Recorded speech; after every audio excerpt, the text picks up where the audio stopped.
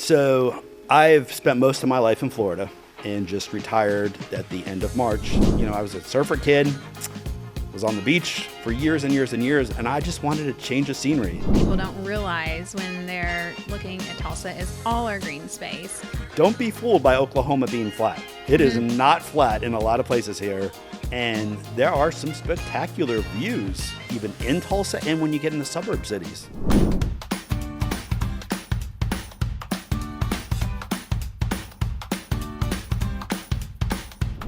If you're thinking about making the move to Tulsa, Oklahoma, or you already live here and love this city, in today's video, you are going to get to see the eyes of Tulsa and our surrounding suburbs from a recent transplant, John Walagora, and we're so happy to have you on the show today. I'm excited to be here and excited to be on this side of the camera. I've been a viewer. Yeah, so actually, let's talk about that. So your family lives in Tulsa, but you just retired. Let's talk about your background a little bit. You just retired from the fire department. Yep. Tell me a little bit about that. So I've spent most of my life in Florida, and after I graduated high school, I went into the fire department. I worked for a city fire department in Sarasota County, the city of Northport Fire Department. Compared to here, it'd be about the size of Broken Arrow Fire Department. And I did 35 and a half years. And just retired at the end of March as a district chief with the intent of moving out here. Yeah, and so that's a huge change. But so your family's from Tulsa, and you were kind of trying to discover like where you were going to retire because you knew you were getting out of Florida. Yep. So I definitely wanted to get out of Florida. Definitely wanted to do new construction. So prior to settling on Tulsa, some of the places I looked at, I was looking in Tennessee because there's no state income tax. That was one of the reasons, and I have friends that have gone there, but no family there. I considered Georgia. I considered Texas. My son lives in Austin, Texas, so I considered Texas as well. And your videos, I started looking at Tulsa and caught your videos, and you were able to show me things about Tulsa that my family that lives here has never shared, and it got me excited about it. And what your money gets in a home here is just absolutely amazing compared to Florida. So when you talk about those things that your family, didn't quite convey, like what were some of those things? Little things. The gathering place. Tulsa has an amazing culinary scene. The green space here is super cool. And like the neighborhood that you helped me find that I ended up choosing and building in, don't be fooled by Oklahoma being flat. It is not flat in a lot of places here. And like my neighborhood, for example, is super duper hilly. And I love that. Obviously living in Florida since I was 8 years old, I'm so used to flat. I wanted the hills. I'm not, I was a surfer kid, was on the beach for years and years and years, and I just wanted to change the scenery. And that's part of the reason I chose here. Well, I think you touched on a couple of things that is something that we find often that people don't realize when they're looking at Tulsa is all our green space. And the green space is beautiful and magnificent, and you're going to get a fall here in just a couple of months, and it's going to be absolutely beautiful. And that we have hills. Like, we don't have mountains. Have you been to Turkey Mountain yet? I have been to Turkey Mountain. It's not a real mountain, it's a hill, but it's cool. But we have a lot of elevation and a lot of beautiful rolling hills. Yep. It's not so bad where it's like what you see in the mountains, but it gives you that feel. And there are some spectacular views when you're even in Tulsa and when you get in the suburb cities. Some of these properties have amazing views.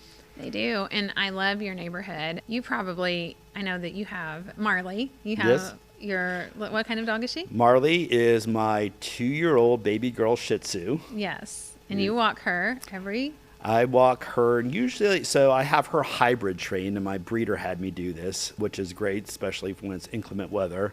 I have her trained. She usually will go to the bathroom outside, but I also have pee pads and AstroTurf and silicone liners, so she can also go in the house, and it's super easy to clean up. She never has accidents. And it's kind of the best of both worlds because it can get hot here during the day in the summer, and she doesn't have to walk on the blacktop. And I have a brand new grass, so I don't really want her going to the going to the bathroom on my new grass and killing it when I'm trying so hard to save it right now. When you take her for walks, do you guys go up the hills? Yes, so it all depends on her mood, and she is quite the character. There are some days, for example, like last night, where she wants to pull and go, go, go, go, go, go, go.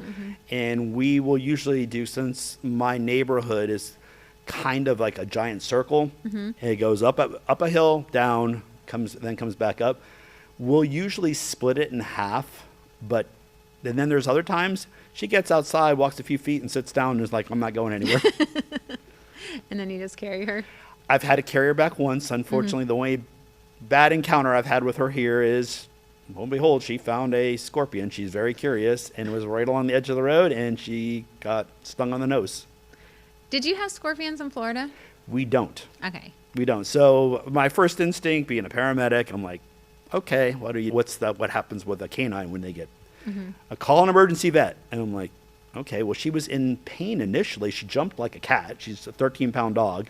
She jumped up like a cat, and I did carry her home, and I walked home with a purpose. Her in one arm, me Googling with my other hand to see what I need to watch for and stuff like that. I ended up calling a local emergency vet here. I never had to bring her. She did fine, but she wasn't even suffering when we got home, and an hour or two later, she was chewing on a bone.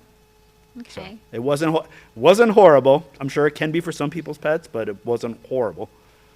Now, so from being here, so you have been here, has it been a month? So I was just thinking about this before I came on the podcast. I left Florida the 29th of July. So we are pushing. We are very, very close, Very close. to being here about a month. Now, is there anything so far that has surprised you? Of course, scorpions, Yep. but that has surprised you about being in the Tulsa area, good or bad? There are some things that are just noticeably less expensive. One thing that I would have to say is groceries are comparable to Florida. About this, literally about the same. Obviously, we have some different grocery store chains here. Like for those watching from Florida, we have Reese's here, which would be comparable to Publix in Florida. I thought Reese's was slightly higher. But we can go down a huge list of things that are a lot less expensive here, starting with gas. That's one thing. The Tulsa being a larger city than where I just moved from. Obviously, I have Tampa to the north and Fort Myers to the south of where I used to live on the west coast of Florida. The traffic here is surprisingly minimal for this population. I just think there's that many roadways. What locals describe as like bad traffic, when you come from these populated areas, and I can't imagine coming from like New York or California, like some of your clients, it's a big, big change and much, much easier. That's something that we joke about a lot is I'm like, oh, we're on a high traffic street, or, there's a lot of traffic right now. And most of the time they just giggle and they're like, this is not traffic. So, it's all in the eye of the beholder. Yep. So I think we have pretty good traffic. And I got that off of one of your earlier podcasts. A guest was talking about it, and it really is not that bad. I think you commented about Memorial Highway being bad, and it's been easy every time I've ever been on it so far, and I am definitely trying to explore and learn this place, but the traffic has not been bad. Yeah, and so you've explored quite a bit. So tell me all the areas that you've meandered into. So I have not been super north in Tulsa. Like I haven't been up to El Waso yet, which I know a incredibly beautiful neighborhood up there. I just haven't been up there yet. I've been to Bixby, Jenks, obviously Broken Arrow, and a lot of South Tulsa. So like I'm finding myself doing a lot of my shopping. I'm going into the South Tulsa. Also, from where I live literally kind of on the edge of Sapulpa, I guess would be the best way to describe it. I live by like the main turnpike that runs the whole south side of Tulsa. So getting places from my house is crazy quick and easy. Sometimes you can avoid the toll by taking back roads that are hilly and adventurous, but getting places here, I kind of heard something from your videos, kind of like the 15-minute rule. And there's a lot to be said about that. Unless you're going really into downtown or kind of north, you really do get places in 15 minutes, unless it's way out or, the far side of Broken Arrow. The location is awesome. Yeah, you really can. You can get, 15, 30 minutes max. If you're going to drive like suburb to suburb, you might spend 30 minutes on the road. But again, it's not, like back-to-back traffic, so it's pretty enjoyable. Like you're just, driving. So oh yeah, and you can make it beautiful. I mean, depending on your navigation and stuff, you can take a lot of back roads. Obviously, when you get into more urban areas, that's not the case. But these suburbs have some beautiful hilly roads, and even in town, there are places in South Tulsa that are just beautiful, and you have businesses along them, and they're hilly. They're surprisingly hilly. Yeah. Have you explored the Gathering Place in Riverside yet? So I have been to the Gathering Place. I've been one time. To say I fully explored it, I can't say that. I've been to the Gathering Place once, and it is beautiful. That is I would suggest like going to the lodge, bringing your computer, like having a work day from there. It is a beautiful atmosphere, beautiful scenery, especially when the kids are in school and, it's just kind of quiet and nice and, a really great place to. Well, there's also so many unique coffee shops here. There's no shortage of things to do around here. Mm-hmm. So you have discovered, I talked to John a lot. So you have discovered some food, some restaurants that so you're on a discovery tour. I'm on a mission, so we're both foodies. Mm-hmm. I would love to say I've tried as many places as you, but having only been here a month, I can't say that many. I'm comparing, so some of the restaurants I've been to are on my trips here. My very first trip to Tulsa was actually when you showed me property, and believe it or not, the first neighborhood you showed me is where I ended up buying. We looked all day, but that was where I ended up buying. But no, I've been to some great places, and if I were to tell you what my favorite restaurant is so far, I'm sure that's going to change here in the near future, because what I haven't been to yet, I haven't been to fine dining here, and there is a lot of it. Mm-hmm. I just haven't got to experience it yet. I'm trying to do a little bit of everything. There is great food here. Some people say, the Midwest is boring. It's not. Coming from Florida, it is definitely not. Yeah. Have you done any, first tell me what your favorite restaurant is so far. So far, I'm going to have to say Red Rock Canyon Grill. Mm-hmm. Just overall taste of the food. It's not super fancy. You can go there. It's casual. There's another great place next door called Napa Flats. They're both on the Arkansas River. It's it's kind of the riverfront area. Food quality and taste. I ended up getting a steak there, and they cook on an oak fire grill, and that was very good. But I know for fine dining, I have not even begun to explore. I know you have a list for me of places to try in the future. Mm-hmm. So I'm kind of saving some of them for like date nights and stuff like that. Mm-hmm. But I am really excited because I love food. Yeah. When I'm not cooking in my own kitchen. Right. Well, you're going to have so much to explore. And how have you been using your kitchen? So believe it or not, I have cooked a lot in the kitchen. Last night was the first night I grilled a steak on in my new outdoor kitchen on my grill. And how was it?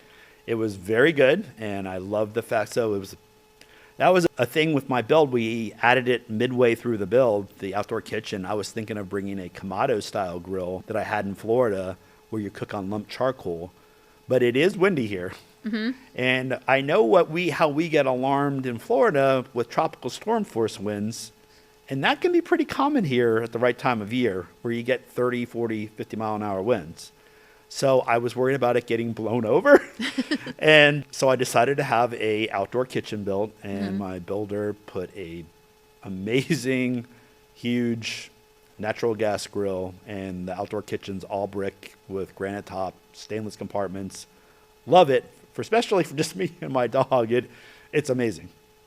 So let's pivot and talk about your builder a little bit, because you said, that was one of the things, like really one of the first draws was the quality of construction. Yep. In Oklahoma and in the Tulsa area and the builders. So you basically did custom. It was like spec custom.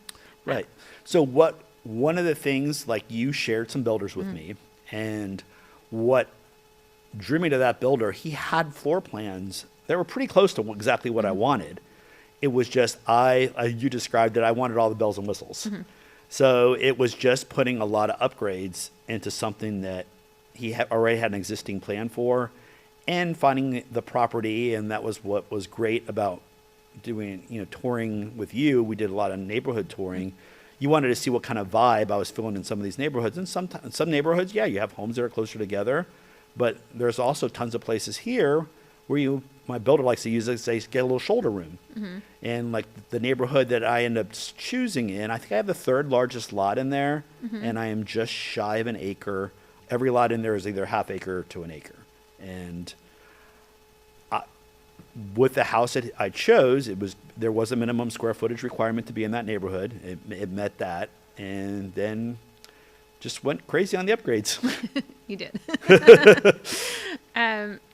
So in the Tulsa area, and really you have to go, if you're going to get, a half acre, an acre, you really do have to go outside of Tulsa a little bit to get that. Being in Tulsa, being in Jenks, you could maybe get that, but you're going to pay like a pretty penny to get that extra space. Not that it's still super cheap, because you pay for land, but it's a great opportunity to be so close to Tulsa, but to have that, to have those neighborhoods where you can get that half acre or those acre lots. It's just that, like, I'm so thankful you took me in the neighborhood, because if we remember, the first neighborhood that you thought you were going to be putting me in was the Lakes at Cross Timber. And you had a lot all picked out, and it went under contract the day before I got here. And I love that neighborhood. It's not, it's what, 4 or 5 minutes down the road from my house. But this neighborhood was not as far developed, and there are some super hilly lots in my neighborhood. But you took me to a 2,600 square foot model by Concept Homes, and that was the very first house I got to walk with you. A little bigger than what I needed, but I loved the vibe there. And I'm friends with the woman that lives there. Is no longer a model. I can't believe an 85-year-old lives in a 2,600 square foot house alone. And that's just down the street from me. I see, literally, if I stand up in front of my house, I can see the model that we walked. And talk about your builder, your building, So I built with Mathis Homes. So Casey Mathis was my builder. What I like, he is a builder that is kind of, I think you can describe it maybe even better than me. He's kind of transitioning from building spec homes to customs. And the last couple years, he's done exceptionally well in the parade of homes. He won a year ago, and then this very last one, he placed second. And he's jumping up a lot in home sizes. He's definitely building bigger homes now, and definitely doing customs. Yeah. At first, I thought I was pushing him on upgrades, but now that I see what he's capable of, I wasn't. I feel like I was one of the fancier ones. I know from talking to him, it's definitely of the model that I chose to build. It's the fanciest one he's done of that model. But he builds a spectacular home. The one thing that I feel like that's unique, that was awesome working with him, he's not so big that you can have that relationship and pick up the phone and call him and make changes. And it's not like, oh, you pick something and you're done. If you go crazy and make changes after you've already picked selections, there's change orders and stuff involved. But I thought the whole design process, I should tell the viewers this. I chose you as my realtor, and I actually chose his builder or his interior decorator as females. Me being a masculine single male, I wanted to make sure I had some female input, so I was not building a complete man cave, and it was a little bit more balanced, and that's what we did. But Casey was fantastic the whole time. In fact, he's coming over Friday. We're going to do some post-closing things that need to be addressed, but that's punch-outs, and that's going to be the case with every new house is going to have them. Yes, and having Casey was, really well, and that's one thing when you're working with people and you're, recommending builders. There's different personalities, and some personalities, just wouldn't match. We have so many great builders in Tulsa, but there's definitely some builders that I wouldn't have put you in, because just knowing the person, knowing the personalities and how that goes. But like excellent experience. And it was. And the funny thing is, one of your Living in Tulsa YouTube episodes, that would end up, it wasn't one of Casey's homes, but that house in Stone Creek in Jenks. ended up being my inspiration. And in fact, that was the episode that you said, one day this guy's going to be a guest on my podcast. Well, here I am, guys. Funny. But that's before I'd even flown out here or anything. And that house was a huge inspiration to what I ended up choosing. Yeah. All right, let's pivot a little bit. How has it been meeting people? Easy.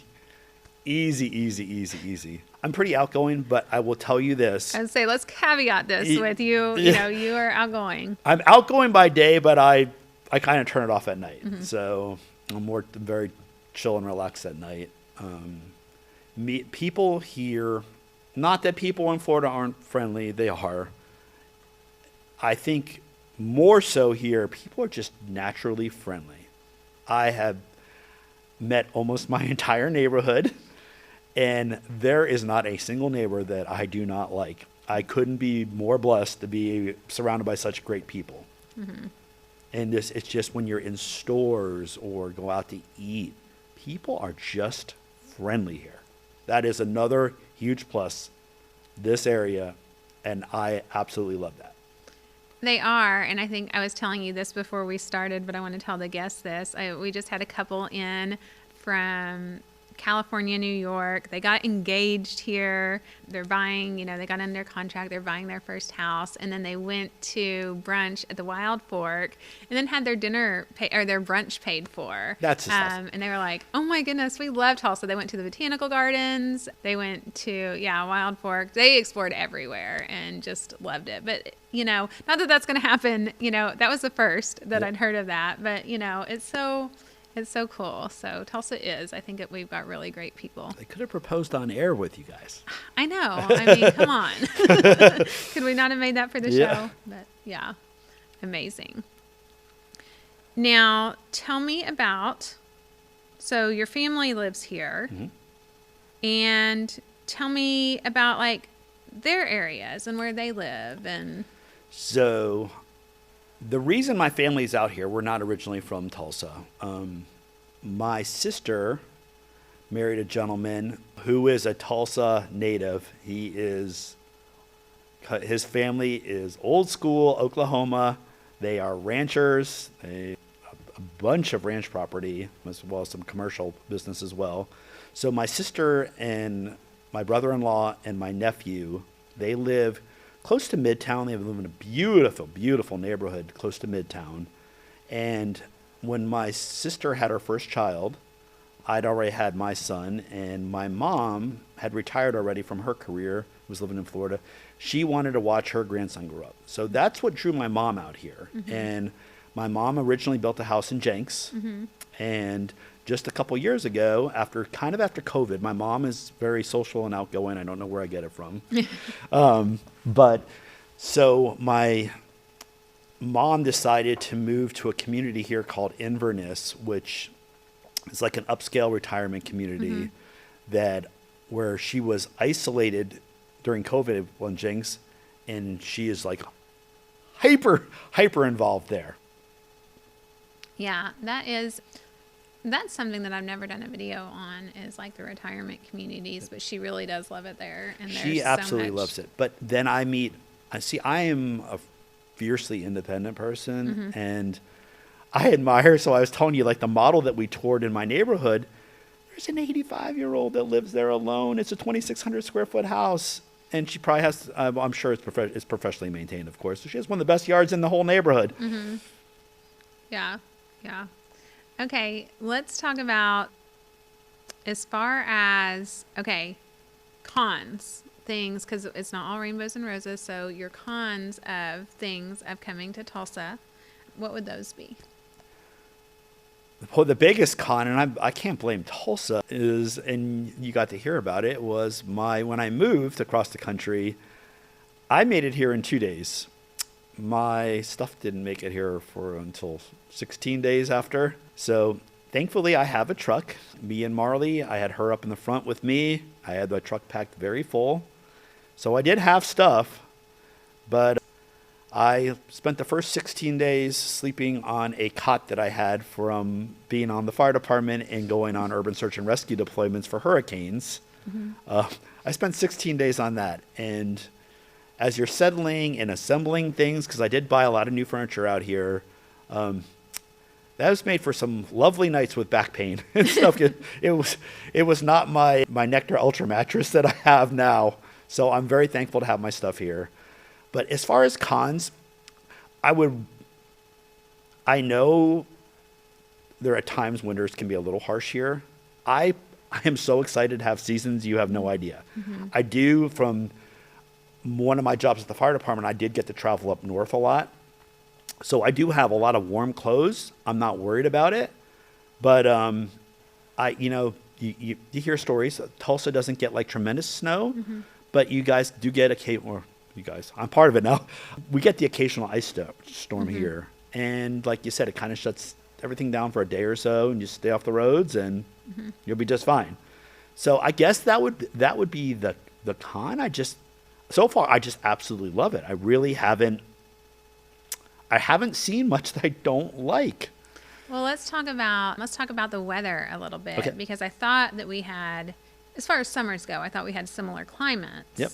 But that's not actually quite the case. So I'll perfectly describe this. While I was packing to move, I'll just say that week before, we had near 100-degree temperatures here. In Florida that week, we had high 90s. And the humidity in Florida is worse than the humidity in Tulsa. I know you're going to probably say, being a girl, that I might argue that one with you with my hair and stuff on certain days here. But to be truthful, the humidity is actually worse in Florida than it is here. Yeah, I don't think I noticed it that much. And then we were talking about like mornings and evenings Yep. are a lot more enjoyable. Absolutely. So that is probably the biggest thing I have noticed since being here. Like walking Marley in the morning and walking Marley in the evening, especially in the evening, it definitely cools off quicker here. So there's definitely a wider temperature spread during the day and the night than you get in Florida. But now, as winter approaches, I know that might be different. It might be super cold, but I haven't experienced the Tulsa winter yet. I have 2 fireplaces, and I think I'm ready for it. I have the clothes, but I haven't experienced one yet. Okay, well, I think you're going to love it. And talking about your next steps, so you liked Tulsa so much you moved here, and then you love it so much you have decided you want to bring other people here. So tell us about this next chapter for you. So a few years ago in the fire department, one of my friends who's now is retired, he's actually a real estate broker, and he retired as a battalion chief. He thought I would be very good at real estate.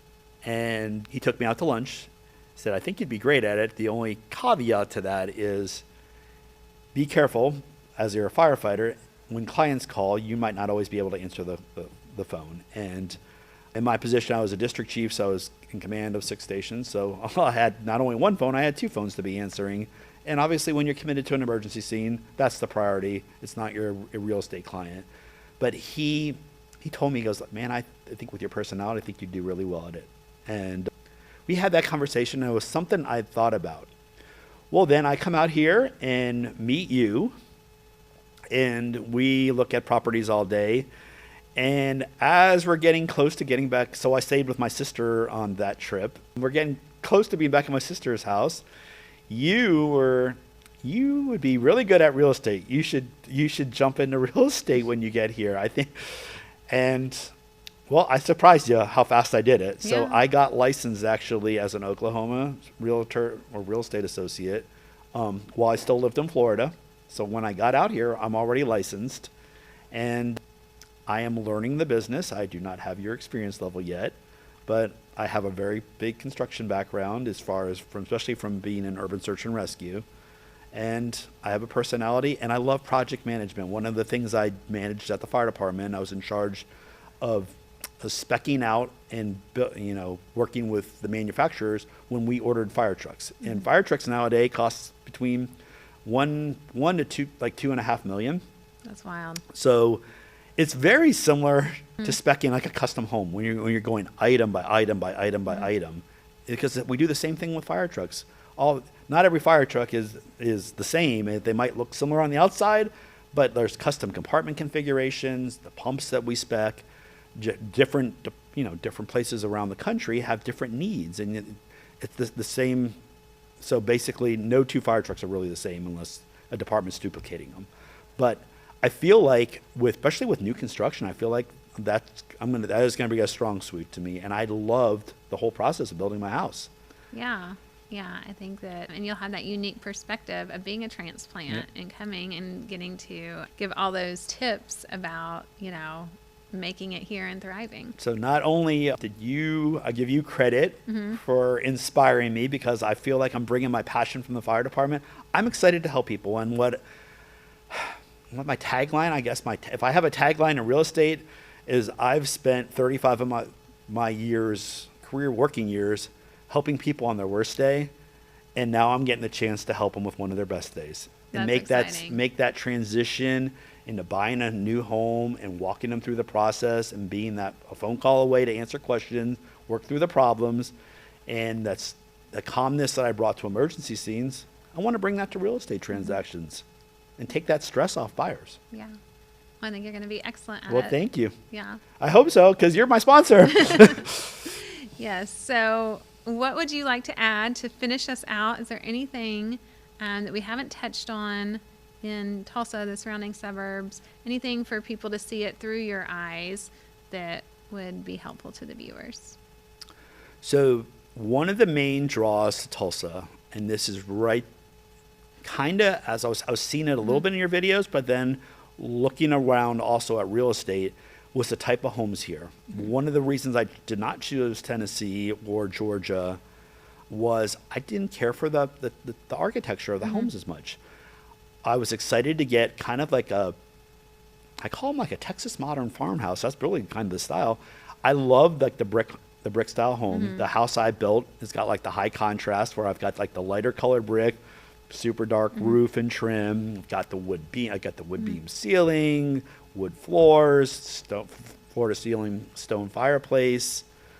I love that, and a lot of that you see like advertised on social media, like a lot of realtors in Texas do show that those homes are available here, and what you pay for them here, that's a big draw because you get so much for your money here. You really, really do. And to build the house that I just built here in Florida, probably 1.2 million. Yeah. And then I was just at a Brokers Open yesterday and saw what 1.2 million gets in Bixby.